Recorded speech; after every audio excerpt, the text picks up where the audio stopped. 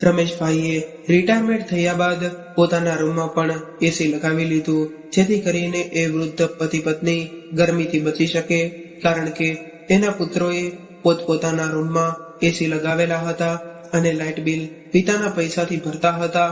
1 મહિના પછી 20,000 light bill આવ્યું, એટલે દીકરાઓ ગુસ્સે થઈ ગયા અને તેઓએ રમેશભાઈનું એસી ઉતારાવીને વેચી નાખ્યું અને એને ખૂબ જ ગાળો આપતા લાગ્યા અને વૃદ્ધ માતા પિતાને ધાબા પર સુવા મોકલી દીધા.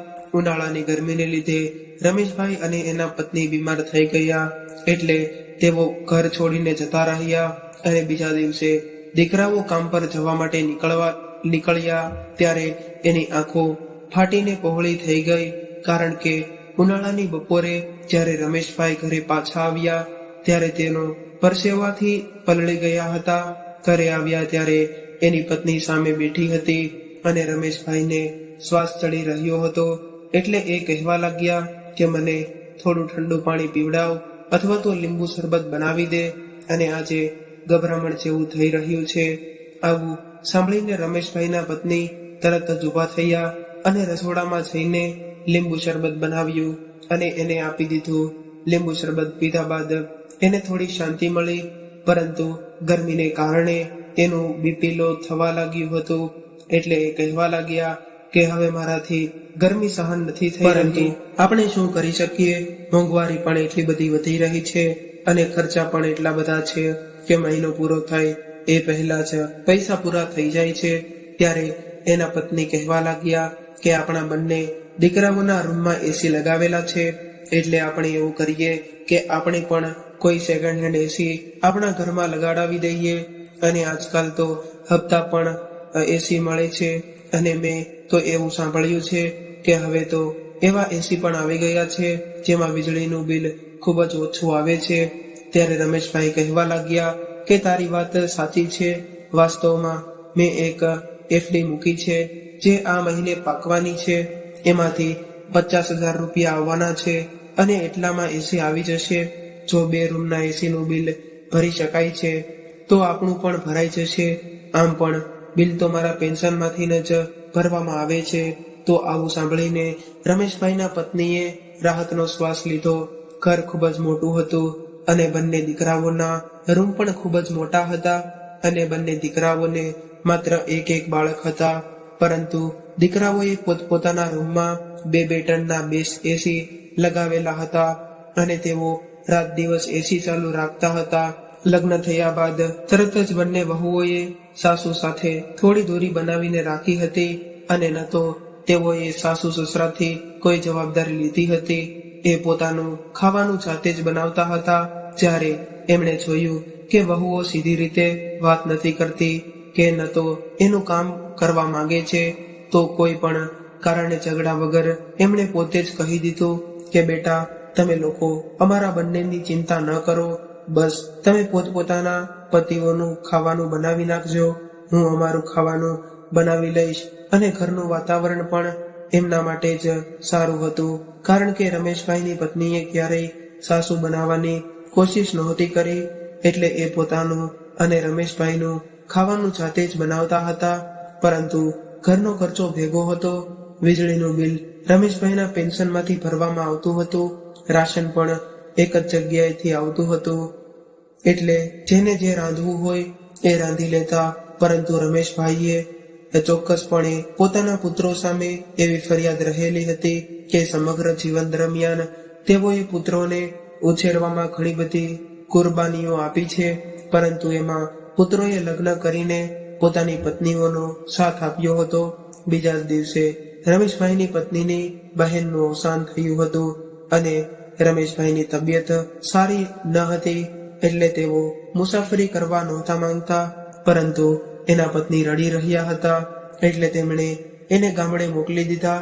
અને તેઓ જાણતા હતા કે 10-15 દિવસ પહેલા જ પાછી નહીં આવી શકે, એટલે 10-15 દિવસ સુધી ખાવા પીવાની જવાબદારી બંને વહુઓ પર આવી ગઈ હતી. પરંતુ બંનેના મોઢા ચડેલા હતા. રમેશભાઈને ડાયાબિટીસની બીમારી હતી, એટલે તેઓ સવારે 9 વાગ્યે નાસ્તો કરી લેતા, પરંતુ વહુ 11 વાગ્યા સુધી એસી વાળા રૂમમાંથી બહાર નીકળતી જ ન હતી. રમેશભાઈએ બંને દીકરાઓને એવું કહ્યું કે જ્યાં સુધી તારી માં પાછી ન આવે ત્યાં સુધી તમારી પત્નીઓને કહી દેજો કે હું સવારે 9 વાગ્યે નાસ્તો કરું છું, એટલે તેઓ ઉઠીને મારા માટે નાસ્તો બનાવી આપે. આવું કહી સાંભળીને બંને દીકરાઓ મોઢું બગાડીને પોતપોતાના રૂમમાં જતા રહ્યા. પરંતુ હવે બંને મૂંઝવણમાં મુકાઈ ગયા હતા, કેમ કે તેઓ જાણતા હતા કે પત્નીઓ ધીરજ રાખવા સિવાય સેવા કરવા વાળી બિલકુલ નથી. બીજા દિવસે સવારે 9 વાગ્યે બંને દીકરાઓની પત્નીઓ રસોડામાં હાજર હતી અને જોર જોરથી વાસણો પછાડી રહી હતી. રમેશભાઈ જ્યારે પોતાના રૂમમાંથી બહાર આવ્યા તો વહુઓની બડબડાટ સાંભળી લીધી. મોટી વહુ નાની વહુને કહી રહી હતી કે ડોશી તો બહાનું બનાવીને ગામડે જતી રહી છે અને આ મુસીબત આપણા ગળે બાંધતી ગઈ છે. ત્યારે નાની વહુ કહેવા લાગી કે એક તો આ ડોસાના વધારે પડતા નખરા છે, એને 9 વાગ્યે નાસ્તો જોઈએ, બપોરનું ખાવાનું 1 વાગ્યે જોઈએ અને સાંજે 4 વાગ્યે ચા જોઈએ. એક તો બાળકો આખી રાત સુવા નથી દેતા અને સવારે ઉઠો તો આ મહારાજા માટે નાસ્તો બનાવવાનો. વહુઓની આવી વાતો સાંભળીને રમેશભાઈનું મન ઉદાસ થઈ ગયું, કેમ કે તેઓ ઉઠે એ પહેલા જેની પત્ની એના માટે નાસ્તો મૂકી દેતી, નાસ્તામાં સાબુદાણા લેતા હતા પરંતુ ખાંડ વગરના અને ચા પણ ખાંડ વગરની પીતા હતા. પરંતુ વહુઓએ બેકરીના બિસ્કિટ અને 1 કપ ચા બનાવીને ટેબલ પર મૂક્યો હતો. રમેશભાઈએ ચાનો પ્રથમ ઘૂંટડો માર્યો ત્યારે ખબર પડી કે વહુએ ચામાં ખાંડ નાખેલી છે, એટલે તેમણે ચા ન પીધી અને ઊભા થઈને રસોડામાં ગયા અને જોયું તો આખું રસોડું વેરવિખેર પડેલું હતું. જોકે તેની પત્નીને ખૂબ જ ચોખ્ખાઈ અને સફાઈની પસંદ હતી, પરંતુ વહુઓએ એની ઈચ્છા હોય તેવી રીતે કામ કરતી અને ક્યારેક ક્યારેક તો એવું પણ બનતું કે બંનેમાંથી કોઈ પણ વહુ ખાવાનું પણ નહોતી બનાવતી અને બંને પુત્રો એની મા પાસે ખાવાનું બનાવડાવતા હતા. અને રમેશભાઈના પત્ની બિચારા ચૂપ રહીને બાળકોને પણ ખાવાનું ખવડાવતા હતા અને તાજી રોટલીઓ બનાવીને આપતા હતા. આખી જિંદગી એણે રમેશભાઈને તાજી રોટલી બનાવીને ખવડાવી હતી અને કદાચ રાત્રે બનાવેલી રોટલી વધી રહેતી તો તે પોતે સવારે ઉઠીને ખાઈ લેતા, પરંતુ એણે ક્યારેય પણ રમેશભાઈને રાતની વધેલી રોટલી નહોતી આપી. પત્ની અને વહુ તરીકેની જે ફરજ એની પત્નીએ નિભાવી હતી એનાથી બિલકુલ વિપરીત વહુઓ કામચોર હતી અને રમેશભાઈએ રસોડાની વેરવિખેર હાલત જોઈને અને રાતના દુર્ગંધવાળા વાસણો જોયા તો એને ખૂબ જ દુઃખ થવા લાગ્યું અને એમણે ફ્રીજમાંથી બ્રેડ લઈને માખણ લગાવીને ખાઈ લીધી અને પાણી પીને પોતાના રૂમમાં આવી ગયા. આજે એને પોતાની પત્નીની ખૂબ જ યાદ આવી રહી હતી, પરંતુ દુઃખની વાત એ કહી એક હતી કે તેઓ એને બોલાવી પણ શકતા ન હતા. બપોરનું ખાવાનું પણ એને વાસી આપવામાં આવ્યું હતું. રાતની રોટલી અને રાતનું જ શાક હતું. એક તો ખૂબ જ ગરમી હતી અને ગરમીને કારણે ફ્રીજે કામ કરવાનું પણ બંધ કરી દીધું, એટલે શાક પણ ખરાબ થઈ ગયું અને એમાંથી દુર્ગંધ આવી રહી હતી. ત્યારે રમેશભાઈ એવું વિચારી રહ્યા હતા કે આજ સુધી આ 34 વર્ષમાં મારી પત્નીએ મને ક્યારેય વાસી રોટલી નથી ખવડાવી અને વાસી શાક જોઈને તેઓ પરેશાન થવા લાગ્યા. એટલે એમણે રોટલી ત્યાં જ મૂકી દીધી અને વહુને કહેવા લાગ્યા કે મને 1 ગ્લાસ દૂધ આપી દે, મારે આ રોટલી નથી ખાવી. ત્યારે વહુ કહેવા લાગી કે પિતાજી, હમણાં તમારા નખરા વધી ગયા છે, મેં તો હમણાં જ મેં રોટલી અને શાક આપ્યું અને હવે તમે દૂધ માંગી રહ્યા છો. રમેશભાઈ આવું સાંભળીને ખૂબ જ ગુસ્સે થઈ ગયા અને કહેવા લાગ્યા કે વહુ, શું તું તારા પિયરમાં તારા પિતાને આવું ખાવાનું ખવડાવતી હતી? આ રોટલી તો જો આમાંથી કેટલી દુર્ગંધ આવી રહી છે. પરંતુ રમેશભાઈના પત્ની એવું કહીને ગયા હતા કે વહુ સાથે વધારે મગજમારી ન કરતા, એટલે રમેશભાઈ શાંત થઈ ગયા અને આટલું સાંભળીને વહુનું મોઢું ફૂલી ગયું અને તેનો ચહેરો લાલ પીળો થઈ ગયો અને કહેવા લાગી કે પિતાજી, તમારે તાજું ખાવાનું ખાવું હોય તો માજીને બોલાવી લ્યો, અમારી પાસે તમારા આવા ખાવાના નખરા નહીં ચાલે. તમારે તો રોજ રોજ નવું નવું ખાવું હોય, તમારે એવી નરવાઈ નથી, અમારે એવી નવરાઈ નથી કે અમે તમારા નખરા સહન કરતા રહીએ. અમે તો એવી રીતે નખરા, તમે તો નખરા એવી રીતે કરી રહ્યા છો કે જાણે આખા ઘરનો ખર્ચો તમે ઉપાડી રાખ્યો હોય. મોટી વહુએ જરા પણ સંકોચ રાખ્યા વગર ઘણી બધી વાતો કહી દીધી અને એ પોતાના રૂમમાં જતી રહી. રમેશભાઈનો પુત્ર દરવાજે ઉભો રહીને આ બધું જોઈ રહ્યો હતો. આ સમયે 8 વર્ષનો હતો. ત્યારે રમેશભાઈએ પોતાની આંખોમાંથી આવતા આંસુને સાફ કર્યા અને તેઓ પુત્ર ઝડપથી રસોડામાં ગયો અને ફ્રીજમાંથી એક ગ્લાસ દૂધ લઈને દાદા માટે દાદા પાસે મૂકી દીધું અને કહેવા લાગ્યો કે દાદા, આ દૂધ પી લ્યો. પોતાના પુત્રને જોઈને રમેશભાઈને એના પર ખૂબ જ પ્રેમ આવ્યો અને એને પકડીને ખોળામાં બેસાડી દીધો અને એને વહાલ કરવા લાગ્યા અને કહેવા લાગ્યા કે બેટા, તું તો મારું લોહી છે, એટલે તારાથી સહન ન થયું કે દાદાજી ભૂખ્યા બેઠા છે. ત્યારે પૌત્ર પણ દાદાની છાતીને વળગી ગયો અને કહેવા લાગ્યો કે દાદા, તમે ચિંતા ન કરો. જ્યારે મારી મમ્મી વૃદ્ધ થશે ત્યારે હું પણ મારી પત્નીને એવું જ કહીશ કે મમ્મીને વાસી ખાવાનું આપ. પૌત્ર જાણે કે એના દાદાને ખુશ કરવા માંગતો હોય એવી રીતે વાતો કરવા લાગ્યો. એટલે રમેશભાઈના ચહેરા પર સ્મિત આવી ગયું. અને આમ પણ બાળકોની વાતો એવી જ હોય છે કે કોઈ પણ વ્યક્તિને આનંદિત કરી દે છે. હવે સાંજ પડી એટલે દીકરાઓ પણ ઘરે આવી ગયા અને ખાવાનું ડાઇનિંગ ટેબલ પર મૂકવામાં આવ્યું. આજે તો કંઈક વિચિત્ર શાક બનાવેલું હતું.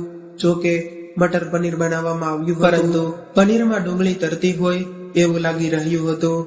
આવું જોઈને રમેશભાઈ કહેવા લાગ્યા કે આ શું બનાવ્યું છે દીકરા? તારી માએ આવું ખાવાનું તમને ક્યારેય ખવડાવ્યું છે? અરે, તમારી પત્નીઓ તો સ્ત્રીના નામ પર કલંક છે. ત્યારે દીકરો કહેવા લાગ્યો કે પિતાજી, એટલું પણ ખરાબ નથી બન્યું. એને એ જ મટર પનીર પોતાની થાળીમાં નાખ્યું અને પુત્ર સાથે ખાવા લાગ્યો અને કહેવા લાગ્યો કે જુઓ પિતાજી, મારી માને સારું ખાવાનું બનાવતા આવડતું હતું અને ઘરને સાફ સુથરું રાખતા આવડતું હતું, કારણ કે એ ભણેલી ગણેલી ન હતી. પરંતુ અમારી પત્નીઓ તો આજકાલની મોડર્ન છોકરીઓ છે અને હાઈ એજ્યુકેશન મેળવી લે એટલે એને ઘરના કામકાજ અને સારી રીતભાત શીખવાનો સમય ના મળે. એટલે અમે પણ એની સાથે એડજસ્ટ કરીને રહીએ છીએ. ત્યારે રમેશભાઈ કહેવા લાગ્યા કે સારું શિક્ષણ મેળવ્યું છે તો એને પોતાના બાપ સમાન સસરા સામે જીભ ચલાવતા કેમ આવડે છે? સારું શિક્ષણ તો સારી વાતો શીખવાડે છે. આના કરતા તો તારી અભણમાં સારી હતી. મેં આજ સુધી ક્યારેય મારા માતા પિતા સામે એક શબ્દ પણ નથી બોલી કે ન ક્યારેય એ મને આવું ખાવાનું ખવડાવ્યું છે. લગ્ન પહેલા તો તમારા બંને ભાઈઓના ઘણા બધા નખરા હતા. કદાચ થોડું ઘણું દાળ અને શાકમાં મરચું મીઠું વધી જતું અથવા તો થોડું ઓછું થઈ જતું તો તમે ગુસ્સે થઈ જતા અને એવું કહેતા કે માએ તો આ શું તે કરી દીધું મને, અમે થાકીને ઘરે આવીએ છીએ તો ખાવાનું તો સરખું આપ અને આ ભોજનથી અમને લોકોને કોઈ પ્રોબ્લેમ નથી. હવે તમે લોકો ખૂબ આરામથી ખાઈ રહ્યા છો. આટલું કહીને તેઓ ખુરશી પાછળ કરીને ટેબલ પરથી ઊભા થઈ ગયા અને કહેવા લાગ્યા કે દીકરા, જમ્યા બાદ મને બજારમાંથી દહીં લાવી આપ. હું દહીં સાથે રોટલી ખાઈ લઈશ. ત્યારે દીકરો બોલ્યો કે સારું પિતાજી, હું જમ્યા પછી તમને દહીં લાવી આપું છું. બીજું કંઈ જોતું હોય તો અત્યારે જણાવી દો. એટલે રમેશભાઈ કહેવા લાગ્યા કે સવારે નાસ્તામાં મને બ્રેડ અને સાદું દૂધ જોઈએ છે, એટલે બ્રેડ પણ લેતો આવજે અને તમારી પત્નીઓને કહી દેજે કે એના રૂમમાં બેસી રહે. મારે કોઈ જરૂર નથી મારો નાસ્તો બનાવવાની. આટલું કહીને તેઓ ગુસ્સો કરીને પોતાના રૂમમાં જતા રહ્યા અને રમેશભાઈના પત્ની એના પિયરમાં ગયા હતા. એને હજુ તો 24 કલાક થયા હતા, પરંતુ આટલા સમયમાં એની એવી હાલત જોઈ હતી કે મજબૂરીમાં એને એની પત્નીને ફોન કરવો પડ્યો. ત્યારે એના પત્ની આશ્વાસન આપીને કહેવા લાગ્યા કે તમે થોડા દિવસ સહન કરી લ્યો, કેમ કે મારી બહેનનું અવસાન થયું છે અને એના બાળકો હજુ પણ રડી રહ્યા છે અને એ લોકો કહે છે કે માસી, તમે થોડા દિવસ અમારી સાથે રહો. ત્યારે રમેશભાઈ બોલ્યા કે કદાચ તું ત્યાં રોકાઈ રહીશ તો હું અહીંયા મરી જઈશ. આવું સાંભળતા જ એ કહેવા લાગી, તમને કંઈ નહીં થાય, તમે કેમ આવી વાતો કરી રહ્યા છો? એટલે રમેશભાઈ બોલ્યા કે આ બંને વહુઓએ તો મારું જીવન હરામ કરી નાખ્યું છે. ક્યારેય તેઓ કડવી ચા મારી સામે મૂકી દે છે તો ક્યારેક વાસી રોટલી અને વાસી શાક ખવડાવે છે. શું તું તો જાણે છે કે મને આવું ખાવાની આદત નથી, અને કદાચ કંઈક કહી દઉં તો સામે જીભ ચલાવે છે. મારાથી તો આ બધું એક દિવસ પણ સહન નથી થતું. એટલે જેટલું પણ બને એટલું જલ્દી તું પાછી આવી જા. હવે 4 દિવસ રમેશભાઈએ દહીં સાથે બ્રેડ ખાઈને વિતાવ્યા હતા, અને 4 દિવસ બાદ એની પત્ની પણ પાછી આવી ગઈ. અને ત્યારબાદ રમેશભાઈએ શાંતિનો શ્વાસ લીધો હતો, પરંતુ એ ગરમીથી પરેશાન હતી. આખા શરીર પર ગરમીથી પરેશાન હતી, આખા શરીર પર ગરમીથી અકળાઈ નીકળી હતી. એટલે એ કહેવા લાગી કે ગામડે પણ ખૂબ જ ગરમી હતી, પરંતુ મારી બહેનના રૂમમાં એસી લગાવેલું હતું, એટલે મને ત્યાં જ સુવડાવતા હતા. એટલે સારી રાત સારી રીતે પસાર થઈ જતી હતી. થોડા દિવસ બાદ રમેશભાઈની એફડી પાકી, એટલે તેમણે 1 ટનનું એસી લીધું અને પોતાના રૂમમાં લગાડી દીધું. આ જોઈને બંને વહુઓ અને પુત્રો તો જાણે આંખો પહોળી થઈ ગઈ હોય. હવે એવી રીતે એસી ચાલુ થયું એટલે રમેશભાઈ અને તેના પત્ની ખૂબ જ ખુશ હતા. અને રાત્રે બંને પુત્રો અને એની રૂમમાં આવીને કહેવા લાગ્યા કે પિતાજી, તમે અમને કહ્યું પણ નહીં કે તમે પણ એસી લગાવવા માંગતા હતા.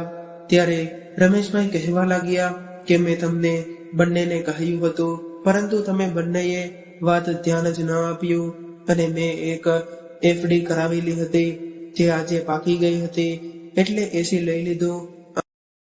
અમે બંનેએ તો તમારી પરવરિશ કરવામાં આખું જીવન વિતાવી લીધું છે, અને તમે એવું વિચારતા હતા કે બાળકોને સારી તો નોકરી મળી જશે તો અમારા દિવસો સુધરી જશે, પરંતુ કદાચ તમે બંને હજુ સુધી અમારી વાત નથી સમજી શક્યા. ત્યારે જ રમેશભાઈના પત્ની કહેવા લાગ્યા કે બેટા, તારા પપ્પાની એફડી પાકી હતી અને ગરમીને કારણે અમને શરીરમાં ફોડલા થવા લાગ્યા હતા, એટલે મારા કહેવાથી જ એમણે એસી લગાવ્યું છે. અને હવે અમારા શરીર પણ વૃદ્ધ થઈ ગયા છે, એટલે વધારે તકલીફ સહન નથી થતી. હવે બંને દીકરાઓ કંઈ પણ બોલ્યા વગર રૂમમાંથી બહાર નીકળી ગયા. ત્યારબાદ રમેશભાઈ અને એના પત્ની ખૂબ કરકસર કરીને એસી ચલાવતા હતા, જેથી કરીને લાઇટ બિલ ઓછું આવે. પરંતુ વહુએ ક્યારેય આ બાબતનું ધ્યાન નહોતું રાખ્યું. વહુઓ તો 24 કલાક એસી ચાલુ રાખતી હતી, અને એ વાતથી પણ રમેશભાઈને કંઈ વાંધો ન હતો. પરંતુ 1 મહિનો વીત્યા બાદ જ્યારે 20,000 બિલ આવ્યું તો દીકરાઓએ હોબાળો મચાવી દીધો અને કહેવા લાગ્યા કે પિતાજી, તમે જોઈ રહ્યા છો આ મહિને આપણા ઘરનું લાઇટ બિલ કેટલું બધું આવ્યું છે. ત્યારે રમેશભાઈને ખૂબ જ ગુસ્સો આવી ગયો હતો, કારણ કે સામાન્ય રીતે દર મહિને 15-16 હજાર બિલ તો આવતું જ હતું, અને એ બિલ એના પેન્શનમાંથી જ ભરવામાં આવતું હતું. એટલે એવો કહેવા લાગ્યા કે 20,000 બિલ આવ્યું છે તો શું થઈ ગયું, હવે ઘરમાં 3 એસી ચાલશે તો આટલું બિલ તો આવશે ને. એટલે દીકરો એવા કહેવા લાગ્યો કે આટલું બધું બિલ આવશે તો કોણ ભરશે. ત્યારે રમેશભાઈ બોલ્યા કે દીકરા, આમ પણ પહેલેથી જ મારા પેન્શનમાંથી લાઇટ બિલ ભરવામાં આવી રહ્યું છે, અને કદાચ 5,000 વધારે આવ્યું છે, અને એને તું નાખી દે તો શું વાંધો વધારે. ત્યારે દીકરો કહેવા લાગ્યો કે પિતાજી, મારે એવી કોઈ લોટરી નથી લાગી કે 5,000 બિલ ભરી શકું. ખૂબ મુશ્કેલીથી ઘરના ખર્ચા પૂરા થાય છે, અને મારો દીકરો મોંઘી સ્કૂલમાં ભણી રહ્યો છે, એટલે આટલું બધું બિલ તો હું નહીં ભરી શકું. એટલે રમેશભાઈ બોલ્યા કે હું છેલ્લા ઘણા વર્ષોથી મારા પેન્શનમાંથી તમારા બંનેના રૂમના એસીનું બિલ ભરી રહ્યો છું, અને હું ખુદ ગરમી સહન કરી રહ્યો છું, અને હવે જ્યારે મારો વારો આવ્યો તો તમે લોકો આટલું નહીં કરી શકો. દીકરા, હવે તમારો ખર્ચો તમે ખુદ ઉઠાવવા શીખો, અને વીજળીનું બિલ પણ તમે પોતપોતાનું ભરી દેજો. હું મારું બિલ ભરી દઈશ, અને બાકી રહેલી રાશનની વાત તો મારું પેન્શન 20,000 રૂપિયા આવે છે, એટલે એનાથી જ હું મારું અને મારી પત્નીનું ગુજરાન ચલાવી લઈશ. આટલું સાંભળતા જ દીકરાઓ ભડકી ગયા અને કહેવા લાગ્યા કે પિતાજી, આવું કરવું હોય તો તમે તમારા ઘરની વ્યવસ્થા પણ અલગ કરો અને અહીંથી જવાની તૈયારી કરો. આવું સાંભળીને રમેશભાઈને ખૂબ જ ગુસ્સો આવી ગયો અને એ કહેવા લાગ્યા કે પિતાજી, આવું કરવું હોય તો તમે તમારા ઘરની વ્યવસ્થા પણ અલગ કરો અને અહીંથી જવાની તૈયારી કરો. આવું સાંભળીને રમેશભાઈને ખૂબ જ ગુસ્સો આવી ગયો અને એ કહેવા લાગ્યા કે હું મારું ઘર છોડીને શા માટે જાઉં. ત્યારે બંને દીકરાઓ ગુસ્સો કરીને પિતાને મારવા માટે આગળ વધ્યા. એટલે રમેશભાઈની પત્નીએ કહ્યું, એ અરે નાલાયકો, તમને શરમ નથી આવતી? તમારા બાપને મારવા આવી રહ્યા છો? ત્યારે દીકરાઓએ માને પણ ધક્કો મારી દીધો એટલે એ બિચારી જમીન પર પડી ગઈ. ત્યારબાદ પિતાનો હાથ પકડીને એક લાફો મારી દીધો અને કહેવા લાગ્યા કે આ ઘર તમારું એકલાનું નથી, અમારું પણ છે. એટલે અમારી સાથે માથાકૂટ કરવાની કોશિશ નહીં કરતા અને અમે આટલું બધું બિલ નહીં ભરી શકીએ અને તમારી એફડી પાકી હતી તો એ પૈસા અમને આપવા જોઈએ અને આમ પણ ઘરના ખર્ચાઓથી ખૂબ જ પરેશાન છીએ. ત્યારે નાનો દીકરો કહેવા લાગ્યો કે ભાઈ, એ બધું રહેવા દે અને ચાલ આ એસી ઉતારી લે એટલે અને વેચી નાખીએ. આમ પણ નવું એસી છે એટલે આસાનીથી વેચાઈ જશે અને આ બંનેને પતરાવાળા રૂમમાં નાખી દઈએ. આ વૃદ્ધ ડોસા ડોસી બાકીનો સમય ત્યાં રહીને વિતાવશે તો સારું રહેશે. ત્યારબાદ બંને દીકરાઓ એનો સામાન પતરાવાળી રૂમમાં નાખી દીધો, જ્યાં ન તો પંખો હતો કે ન તો લાઇટ હતી, અને એવું કહ્યું કે તમે ઉપર જઈને સૂઈ જાઓ અને આ એસી ઉતારીને વેચી નાખીશું. ત્યારે રમેશભાઈ અને એના પત્ની ખૂબ જ રડવા લાગ્યા. પોતાના સંતાનો માટે બલિદાન આપતા આપતા વૃદ્ધાવસ્થામાં પહોંચી ગયા હતા. હવે એને શાંતિથી પોતાનું જીવન જીવવાનો સમય હતો, પરંતુ એના સંતાનોને એનું જીવન મુશ્કેલ બનાવી દીધું હતું. અને હવે બંને પતિ પત્ની ઉદાસ થઈને ઉપર ગયા તો ખૂબ જ ગરમી હતી અને નીચેના આખા ઘર પર બંને દીકરાઓએ કબજો કરી લીધો હતો અને એના રૂમને પણ તાળું મારી દીધું હતું, જેથી તેઓ ક્યારેય એના રૂમમાં ન આવી શકે. 2 દિવસ બાદ રાત્રે બંને પતિ પત્ની ઘરમાંથી નીકળી ગયા અને જ્યારે બંને પુત્રોએ જોયું કે એના માતા પિતા ઘર છોડીને નીકળી ગયા છે તો તેને કોઈ પણ પ્રકારનો ફરક ન પડ્યો, પરંતુ તેઓ તો ખુશ થયા કે હવે આખા ઘર પર કબજો કરી શકશો. પરંતુ બીજા દિવસે જ્યારે ઓફિસે જવા માટે તૈયાર થઈને ઓફિસે પહોંચ્યા તો એના બોસે બંનેને નોકરીમાંથી કાઢી મૂક્યા અને એના બોસે મોટા દીકરાને એવું કહ્યું કે તારી ખૂબ મહત્વપૂર્ણ ફાઇલ ગુમાવી દીધી છે, એને કારણે મને લાખો રૂપિયાનું નુકસાન થયું છે અને એટલે જ હું તને નોકરીમાંથી કાઢી રહ્યો છું. ત્યારબાદ નાના દીકરાને એવું કહ્યું કે મેં તને પૈસાથી હેરાફેરી કરતા જોયો છે. આવું કહીને એને પણ નોકરીમાંથી કાઢી મૂક્યો. હવે બંને ભાઈઓએ નોકરી ગુમાવી દીધી હતી કારણ કે એણે એના માતા પિતાનું દિલ દુભાવ્યું હતું, એટલે આવું થવાનું જ હતું. હવે બંને રડતા રડતા પાછા ઘરે આવી ગયા. જ્યારે એની પત્નીઓને આ વાતની જાણ થઈ કે એ પણ પરેશાન થઈ ગઈ, એટલે બંને ભાઈઓની પત્નીઓને ગાળો આપીને કહેવા લાગ્યા કે તમારા કારણે અમે અમારા માતા પિતાને ઘરની બહાર નીકળ્યા માટે મજબૂર કર્યા છે અને આજે આપણે આવી પરિસ્થિતિમાં પહોંચી ગયા છીએ. હવે રમેશભાઈ અને એના પત્ની ગામડે જતા રહ્યા હતા. રમેશભાઈની પત્નીની બહેનનું અવસાન થયું હતું. એનો પુત્ર ખૂબ જ સારો હતો, એટલે એણે આ બંને પતિ પત્નીને પોતાના ઘરે પોતાના માતા પિતાની જેમ સાચવી લીધા અને એની સેવા કરવા લાગ્યો. ત્યારબાદ રમેશભાઈ ક્યારે શહેરમાં ન ગયા, પરંતુ એના દિલમાંથી પોતાના સંતાનો માટે હંમેશા બદદુઆ નીકળી રહી હતી. આ બાજુ એના બંને દીકરાઓની પરિસ્થિતિ એટલી બધી ખરાબ થઈ ગઈ કે એનું ઘર પણ વેચાઈ ગયું અને પોતાની પત્નીઓ સાથે એના પિયરમાં રહેવા મજબૂર થઈ ગયા અને હંમેશા એના સાસરિયાના લોકોના મેળાટોણા સાંભળતા રહ્યા. માતા પિતાના અનાદરનું આવું જ પરિણામ છે. તો મિત્રો, આજની કહાની તમને કેવી લાગી કોમેન્ટમાં જરૂરથી જણાવજો અને જો પસંદ આવી હોય તો વિડીયોને લાઈક શેર અને નવા હોય તો ચેનલને સબસ્ક્રાઇબ જરૂરથી કરી લેજો. હર હર મહાદેવ.